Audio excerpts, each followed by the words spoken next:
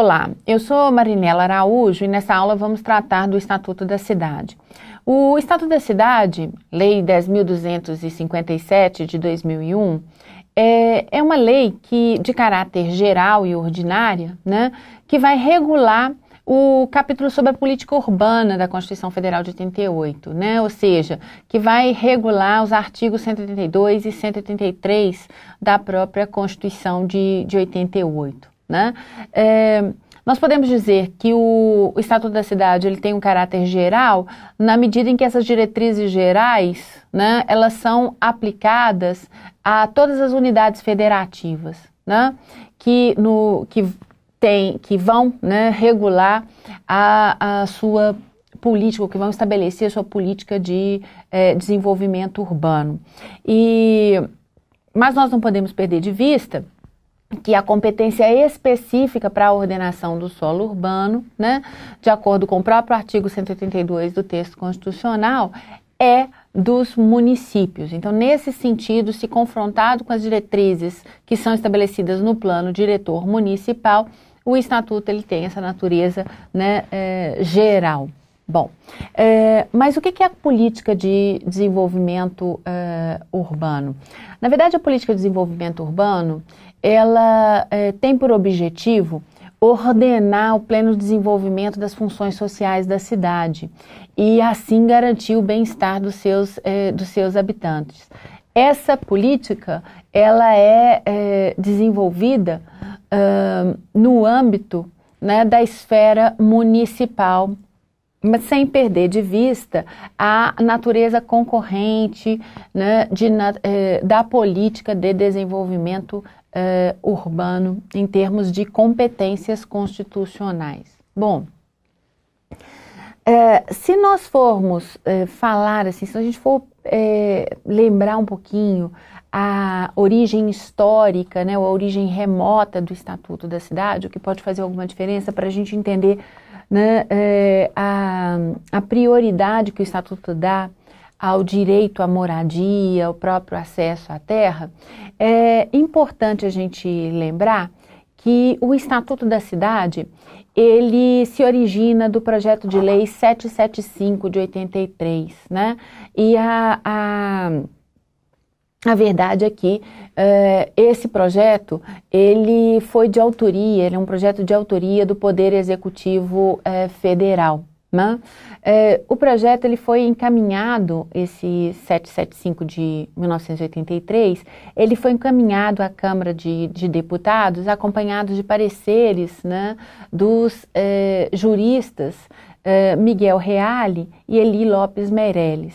Na época, esse projeto ele provocou assim uma reação enorme, né, no setor imobiliário e nas próprias federações do comércio e da indústria, em função, né, da sua proposta de regulação, né, da chamada mais-valia imobiliária. Então, essa seria, né, o projeto de lei 775 de 83, seria uma origem assim, mais remota do próprio Estatuto da Cidade, né? Mas, obviamente, nós não podemos perder de vista que o mérito de aprovação desse estatuto em 2001 se deve, né, aos investimentos que foram feitos pelo movimento, né, em prol da reforma urbana, né? Então, nesse sentido, a origem desse estatuto que hoje vigora, da Lei 10.257 de 2001, né, ela não deixa de ser uma origem, ainda que, sob o ponto de vista material, né, popular. Bom, naquela época, as cidades brasileiras, no momento em que o Estatuto ele é publicado, as cidades brasileiras elas contavam com um índice de informalidade que variava entre 60% e 80% das cidades, né, portanto, tinham aí, né, algum nível de irregularidade, né? Aqui vale lembrar que boa parte dos 5.563 municípios não tinham sequer leis de uso, né, e parcelamento do solo.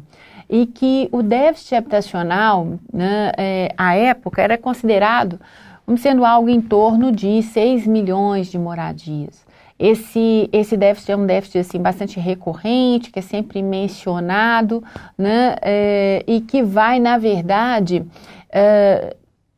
ser tratado muitas vezes, ou ser chamada a colação muitas vezes, para mostrar, né, um certo contraste em relação, né, ao número de imóveis fechados, que também à época girava em torno de 5 milhões. Então, né, como um argumento, muitas vezes, para a utilização desses imóveis por meio dos instrumentos de política urbana que são contemplados aí no Estatuto da Cidade.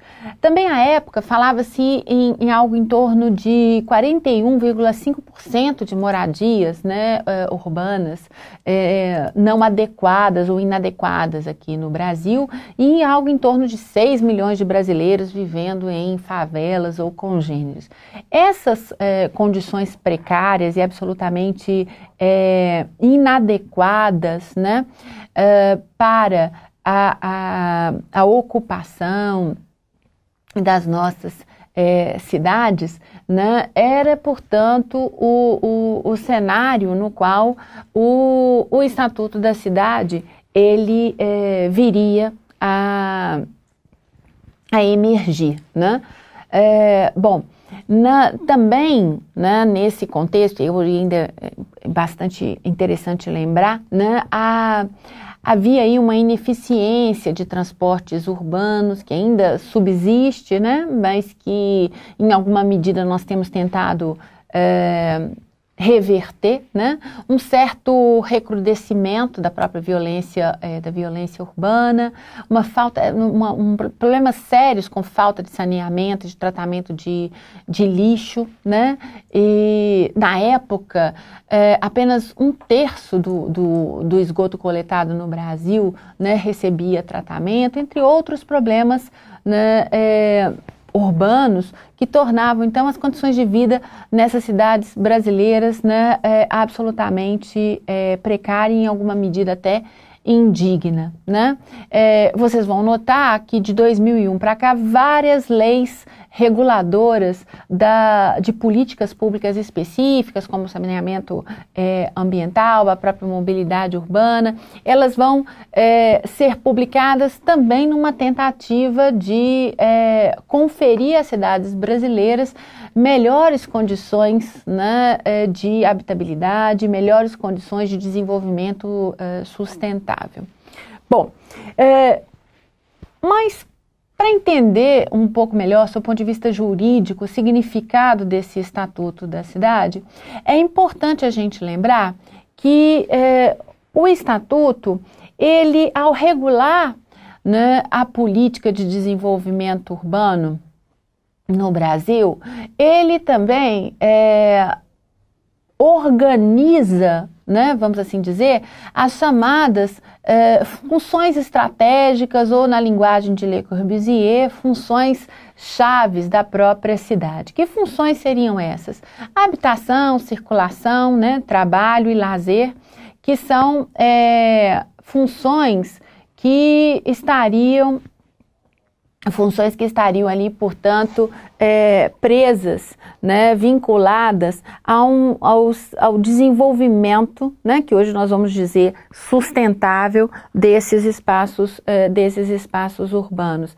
Essa dimensão, né, de organização do território, tendo em vista o desenvolvimento das funções da cidade, das funções chaves da cidade, se a gente tomar como referência o Le Corbusier, né, acaba sendo uma contribuição do Estatuto da Cidade, porque em termos de organização das políticas públicas no Brasil, essa integração, né, dessas diversas funções, ela nunca esteve, né, à frente da legislação que regula, né, essas políticas setoriais. Aqui vale a pena a gente chamar atenção para um aspecto que é bem relevante, que pode, na verdade, gerar algum tipo de controvérsia no que diz respeito a outras áreas de conhecimento, né? Nós sabemos que a teoria funcionalista do Le Corbusier, né, em função de não considerar o elemento humano, né, no planejamento das cidades, ela, sob o ponto de vista das ciências do planejamento urbano, né, ou da ciência do planejamento urbano, ou mesmo da área do planejamento urbano, né, essa teoria, ela tem sido considerada uma teoria ultrapassada. E então aqui vale frisar que quando nós resgatamos a ideia de funções chaves da cidade que se encontra consubstanciada na Carta de Atenas, né, nós não estamos com isso perdendo de vista o elemento humano, né, o papel que o ser humano, que o cidadão, habitante da cidade, desenvolve na dinâmica, né, conferindo uma certa dinâmica ao desenvolvimento das cidades e, portanto, requerendo aí, né, ou tornando necessário um certo planejamento dinâmico dessa ocupação, né, ou do próprio desenvolvimento de atividades no âmbito dos espaços urbanos. Aqui o objetivo é muito mais de chamar a atenção para o fato de que a cidade desempenha funções e que essas funções estão de alguma forma correlatas ou vinculadas a direitos que são considerados muitas vezes de natureza social, como é o caso do direito à moradia, né, que por força do artigo 6º foi considerado no texto constitucional um direito de natureza social, né?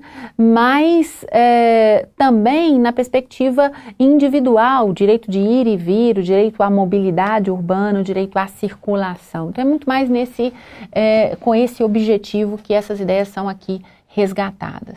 Bom, em termos de importância, qual seria a importância do Estatuto da Cidade?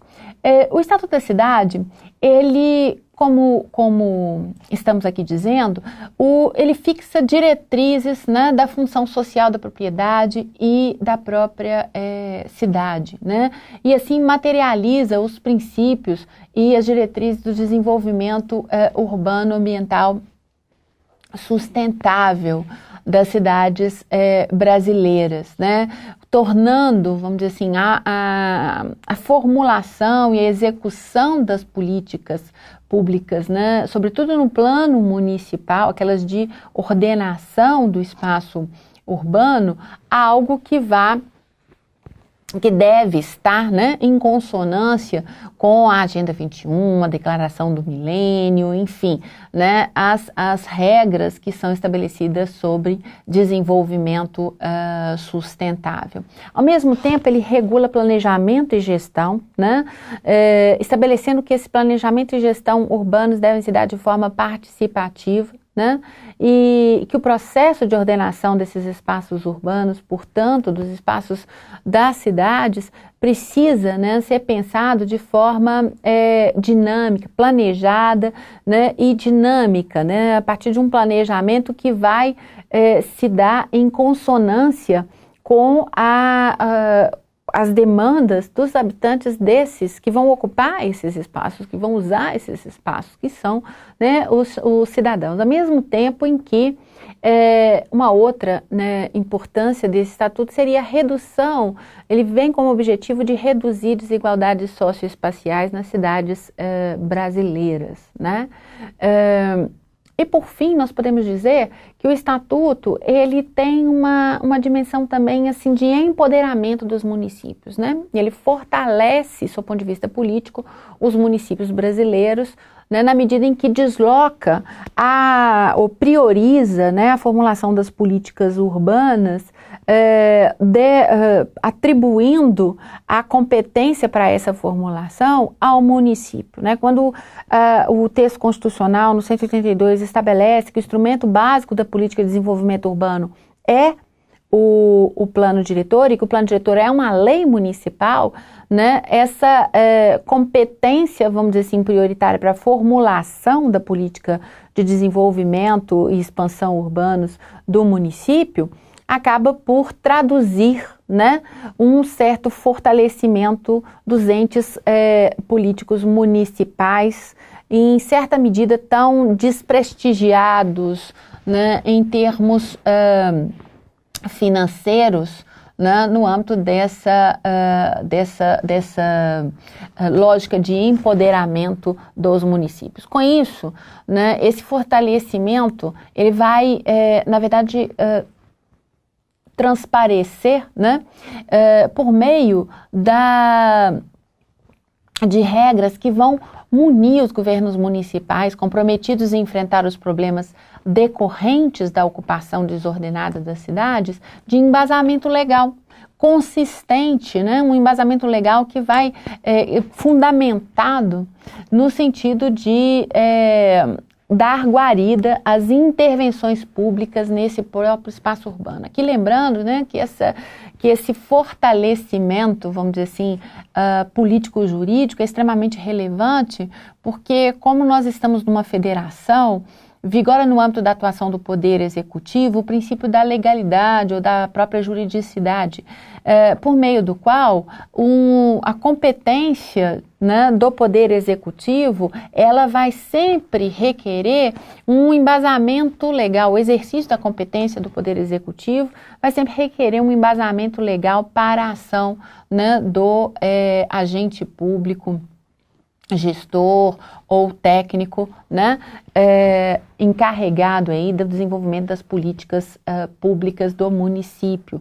E nem sempre em função de uma baixa capacidade administrativa do próprio município, né, capacidade de gestão, nem sempre os municípios brasileiros contam com um arcabouço legal que propicie o desenvolvimento das competências que se encontram previstas, né, genericamente no artigo 30 do texto constitucional para os municípios. Quer dizer, nem sempre para tratar de assunto legal o município tem, né, condições de saber como melhor legislar sobre, né, aquela temática. Então, nesse sentido, o Estatuto, ao instrumentalizar a política de desenvolvimento urbano do município, ele cria um certo fortalecimento político-institucional para esses municípios por meio, né, da própria previsão legal de instrumentos que poderão ser colocados a serviço, né, da implementação, da própria formulação da política de desenvolvimento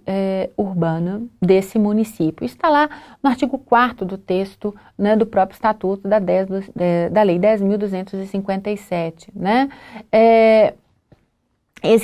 Esses instrumentos, aqui é importante lembrar, que eles, via de regra, restringem, né, o uso da propriedade urbana e, portanto, só teriam validade na medida em que eles pudessem ser veiculados por lei.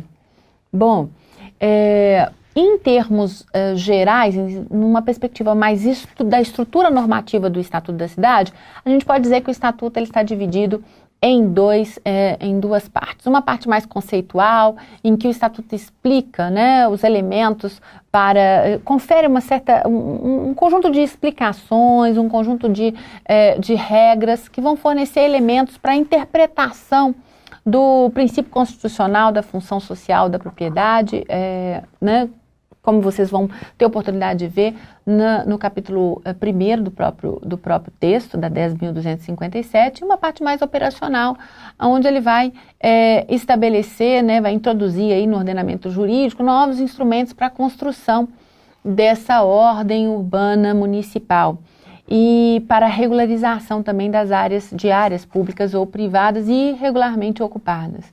Nessa parte operacional também, nós vamos observar a existência de instrumentos legais para o processo de planejamento e gestão democrática das cidades, né?